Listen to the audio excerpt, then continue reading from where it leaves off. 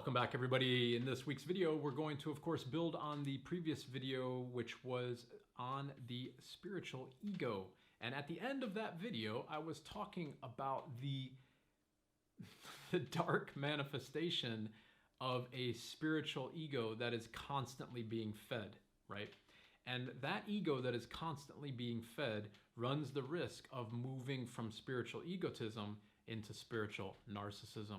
And this is something that I hope each and every one of you are always on the lookout for when it comes to your teachers, when it comes to your practice, when it comes to your meditation practice, your mindfulness practice, whatever it might be. In particular, when you are seeking out your teachers. I hope this video is enlightening. I hope we can get into some topics that I don't know that so many people talk about. And the reason that I'm making this video is because I'm sure all of you, as I have seen it far too often, all right? Now, the idea of the spiritual ego, again, that was covered in last week's video, and that is the idea here that we are trapping our belief, or we're not willing to let go of the belief of the mind as it frames the practice that we're engaging in. So as it frames the kind of feedback or the sense perception of our practice, the spirituality of our practice, the clairs of our practice, like the channeling and the visions and the circumstance of our practice, right? If it continues to be framed by the mind, then what we end up doing is not just staying in the awareness of ajna, we start to believe in our own powers, right? We start to believe in our own circumstance or on our own experience. And that belief starts to override everything else. And we start to get locked in our belief of the self. And as we get locked in the belief of the self, it starts to get bigger and bigger and bigger. It gets more and more and more grandiose, right? And more toxic. And so at some point, spiritual egotism could develop into the entrapment of spiritual narcissism. And let me give an example as to how that could potentially look. Metaphorically speaking, I'm going to use the example of water, right? Now, water, like Bruce Lee was famously saying, takes the shape of its container, right? Which is essentially saying that water is formless and it needs to flow, right? So if it's in a teapot, it is formless and it becomes the teapot. But when you pour it into a cup, it's formless, so it becomes the cup, right? There's an ability for liquid or for water here to meet its surroundings. And so if we use this metaphor of water, but then relate it to the idea of energy, energy is the same thing. The energy that is in me right now that is helping me to make this video is currently the energy that is fueling this thing that is called Bruce. However, it's leaving my body in speech, in sound, in light, in all of the things that the ways that energy is transmitted, right? As it leaves my body, it becomes something else. And so our work is to try to allow as much energy as possible to move through the body with as little resistance as possible, right? So if we take the idea here of energy and then bring it back to water, what happens if you take the world's cleanest water, most pristine water, sterile, perfectly clean water, let's just say, right? And we leave it to sit. We don't allow it to flow. We allow it to stagnate, right? If it sits long enough, it will become putrid. After a while, it will become putrid, right? And why is that? Because everything needs to flow. Energy can never be created or destroyed. It can only change form, right? And so it's the same with the water. If we are not allowing it to flow, to change form, then it will become more and more rancid or toxic. Now bring that metaphor, that analogy, back to the idea of ajna and the spiritual ego. The more we stay trapped here, then the more stagnant and putrid our own belief in the self becomes, right? And once it gets dark enough or putrid enough or stagnant enough, it starts to develop into a persona, right? Into a full-on characterization of the self, which is spiritual narcissism, okay? And why am I saying that this is so precarious or so dangerous?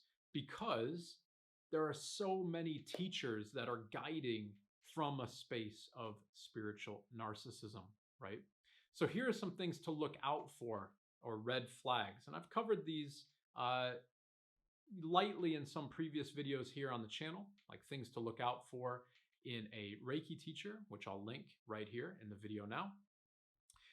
But to me, these are some of the things that I really would be cautious of, and I would encourage all of you to be looking out for to make sure that you're not engaging with somebody that is suffering or entrapped by spiritual narcissism. First and foremost to me is the idea that they have somehow created a school of thought or a practice that is different and, most importantly, better, more profound, or more powerful than any other practice, right? This is happening in the Reiki space all the time. And I would actually love in the comments below here if there's any way to refute this, because this is kind of my Occam's razor when it comes to Reiki, right? It's kind of my universal gauge of the honesty of a practice. And it's this kind of statement. And if anybody can refute this, really, I would love to hear. So please, and I mean that with honesty, give a comment in the comments below. Anytime that anybody makes a new line of practice in Reiki, they must be doing that because they believe that A, that practice is more profound or better than the previous practice, and B, it is something that they themselves have discovered, right? So automatically there is an inflated sense of the self, or an inflated belief of the self here. And so if that's the case with a new lineage of Reiki, and again, think about this with your teachers. If you've studied any other practices, be honest, go back and look at your manuals, look at how the teacher is presented, look at how the course manual is presented or how their information is presented. It's probably talked about in these types of ways. I did this, I meditated and I downloaded these things, and I recognized that they were more powerful and more profound, and so they're better than everything else. And so now I am the only teacher that can teach you the more powerful thing, right? Okay. Did that happen or did it not? Maybe, probably not.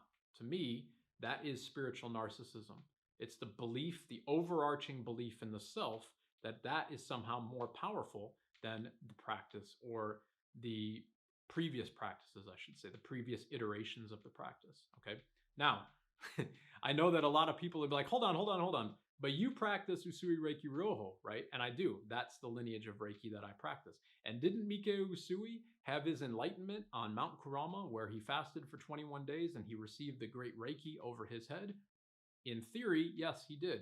But there's no actual account beyond what is said on his tombstone. There's no record of him being on the mountain, right? And so I find that the story here is actually metaphoric.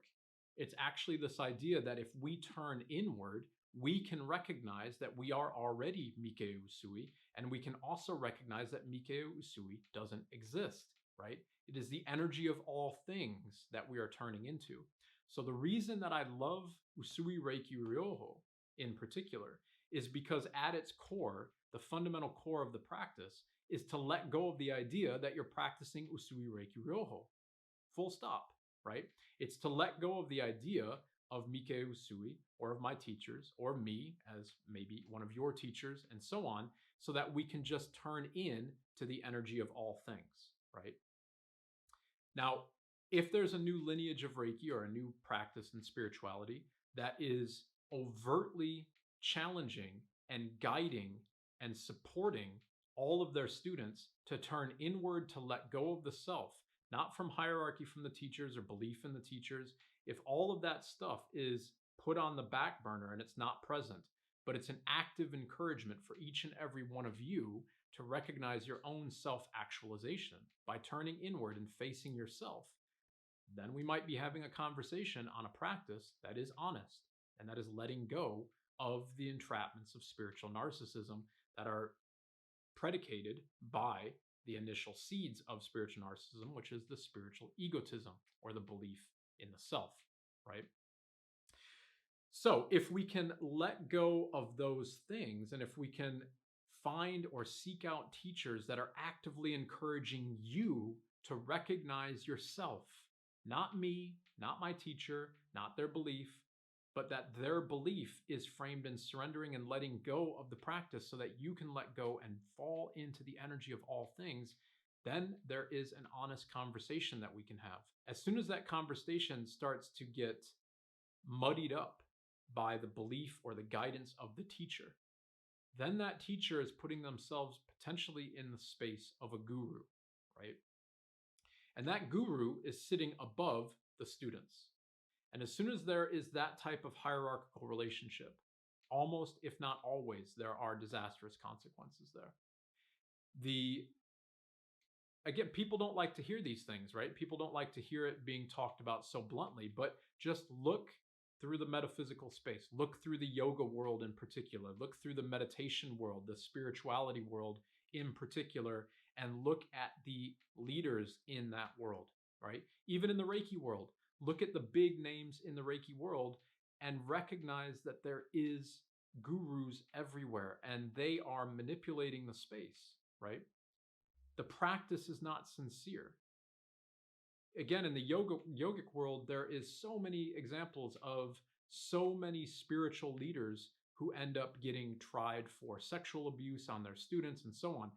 It's not just in the yogic world, it's in all of these aspects of spirituality and metaphysics and, journeying inward, right? Because as we open up the self, we become more vulnerable. And as we become more vulnerable, we might not believe that turning into the self is possible. We might be afraid of that. And so we seek the guidance of somebody else. But when we seek that guidance, if we're looking to a guru or to somebody that is above us, we are automatically weaker. We are automatically putting ourselves in a position of inferiority, right? Or in weakness compared to the teacher, which gives them the opportunity or the availability of manipulation, right? Full stop. That's how it works. So if you seek out a teacher that walks alongside of you, right, that walks from a humble perspective, from a perspective of surrendering into themselves, then I think you're moving a little bit away from the entrapments of the guru, right, of the spiritual narcissistic guru. And that road can become very, very dark and very dangerous very quickly. If you need any evidence of that happening, just look at literally every single cult that there has ever been in spirituality, metaphysics, and religion. It's the exact same story, always, right? So if we are seeking that out and we're looking at our teachers with a very, very, very subjective and focused gaze to see how they are teaching and how they are practicing, seek somebody who walks the practice first and foremost, who surrenders into themselves first and foremost. If you're there, right? If you find somebody who is not teaching from the perspective of their own deluded belief or their own deluded sense of place, but in a surrendering and an honesty to the practice, then they're probably a teacher that is not entrapped by their own narcissistic beliefs, right? And these type of narcissistic beliefs can have other manifestations as well. So, a really good example of this, again, we see this all the time in Reiki and in meditation, in particular, I think, and maybe in the yogic space as well, are people that believe that they're divine channels, that they can, channel a certain deity or a certain being or a certain this, that, or whatever, and they can do it on command, and they do that for the benefit of all things. Okay, maybe they can do that, right? Maybe that's the case. And if they can do it, then they shouldn't be announcing that they can do it or placing themselves in a position that is higher than the people that they are trying to help, right? Because again, even if they are completely honest, again, by placing the individual higher than the people they're trying to help, there's automatically a hierarchy. Hierarchy means attachment to story and belief, and that means suffering, right? So if we are able to channel or move these things, like I was talking about in the previous video on spiritual egotism, those things happen. They happen all the time, right? If we are a divine channel for a particular entity or being, that very well may be the case. That very well may be happening, right? And that happens all the time.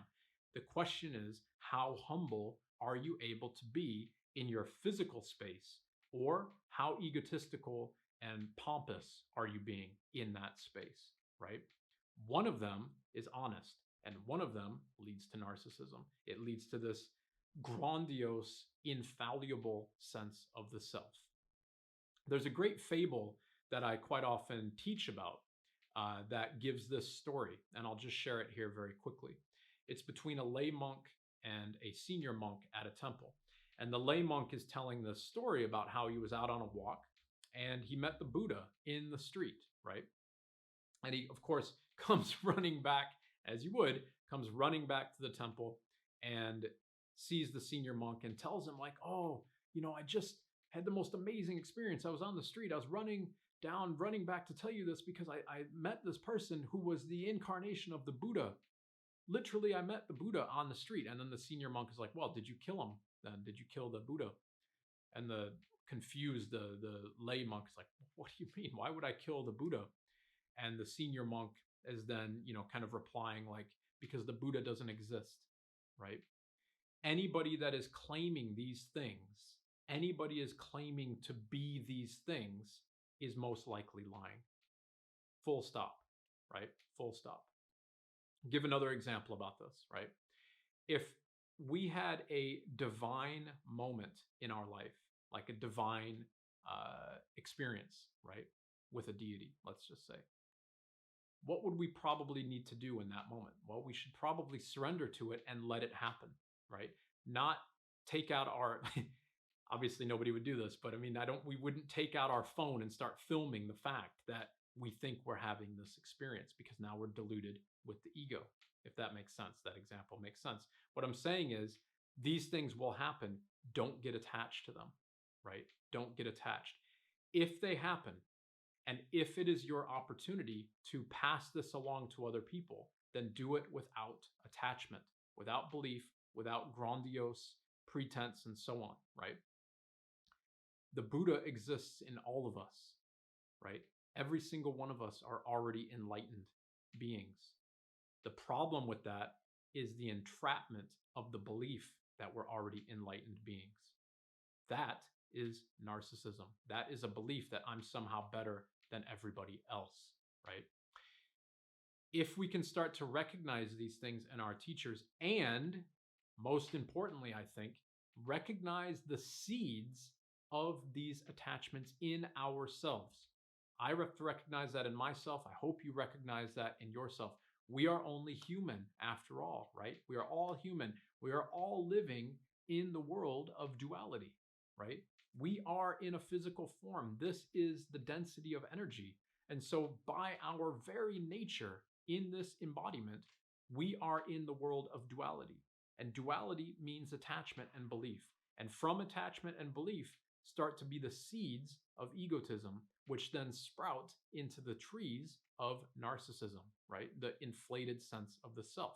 So in all of our practices, if we can turn in and constantly work to recognize when these things start to sprout and let go of them and, pull them out at their root, then we're doing our work honestly, right? We're doing our work honestly. Seek out teachers that are constantly doing that, right? Because it's far too easy to find teachers that let these beliefs grow into a fortress around themselves. And inside that fortress becomes the entrapment of the student. It becomes the cult, right? So this idea of spiritual narcissism can manifest in so many different ways, right? In so many different ways. But always look to see how the individual that you might seek to receive guidance from or work with or whatever it may be is inflating their own sense of self. Are they staying humble? Are they being honest? Are they doing their work honestly, right? Are all those things being met? Is the individual working on themselves when nobody else is watching, right? I had this beautiful moment in my own journey. It was incredible, actually, and I still think about it to this day. It was probably now 8 years ago or 9 years ago. I was in Bali, and I was in a yoga class. It was, I think, an Ashtanga class, and the teacher was doing this great job, of building us all up in our belief of the self. This happens all the time in the yoga space, right? The yoga can be ripe with belief of the self. It's unfortunately can be more about image and more about presence than it is about actual yoga in many ways. And I think this teacher so brilliantly wanted us to see this very problem in yoga. And so this experience for me was in this class in Ashtanga. She was really building us up. You guys are killing it. You're all warriors. Look how perfect your pose is. An hour of building our ego up, building it up and up and up. And at the end of this kind of like hour, which is, 2/3 or so of the way through the primary series in Ashtanga yoga, we were all, myself 100% included in this, we were all full of our own space. We were all these yogic warriors that were just killing it and nailing every pose and going as deep as we could into all the bends. And we were just killing it, every single bit of the poses. And as soon as we got into a particular pose, I can't remember which one it was now. I think maybe it was Mariachasana C, where we're twisting into the body and we're really holding deep into our core, really compressing the body. Without skipping a beat, she said something like this. Your form and function in this room is not yoga. If you want to be a yogi, go feed a stray dog when no one is watching. That's how we become a yogi. So she had done this amazing planting all the seeds of our ego, feeding them, right, nourishing them, and then in one fell swoop, cut them all down.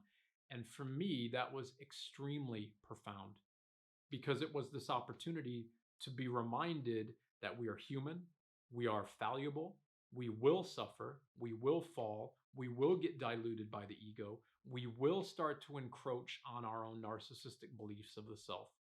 But we have to always remember to let go and keep cutting those roots back. Keep taking them out. So seek out teachers who are not walking from the belief of the self, please, because all of those teachers, most likely it's going to be a dead end, and a dead end most likely at your detriment. I hope this video helps. Thank you so much, as always, everybody, for tuning in. Let me know how you found it in the comments below. Thank you so much for the support of my channel. I really do appreciate it. As always, to each and every one of you, be well and In Gassho to all.